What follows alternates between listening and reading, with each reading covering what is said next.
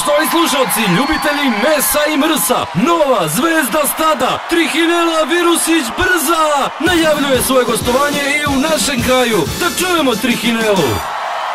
Gdje god štikom ja zagazim, domaćina svog zarazim, preklopim ga kod ocepu, pa večera ona cepu. Ajmo svi ruke na infuziju! Da Trihinela ne zapeva i u vašoj avliji, obavezno donesite meso na analizu u veterinarsku ambulantu Vita. 20 godina iskustva, stručnost i savremena oprema garancija su kvaliteta naših usluga. Pored pregleda mesa na Trihinelu, veterinarska ambulanta Vita vrši i preventivno lečenje i veštačko osemenjavanje krava i krmača, te kontinuirano brine o zdravlju vaših životinja.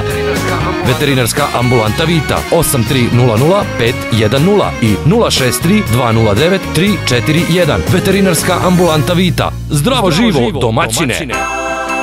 Srećnu Novu godinu i božićne praznike žele vam veterinarska ambulanta Vita i poljoprivredna apoteka Vita.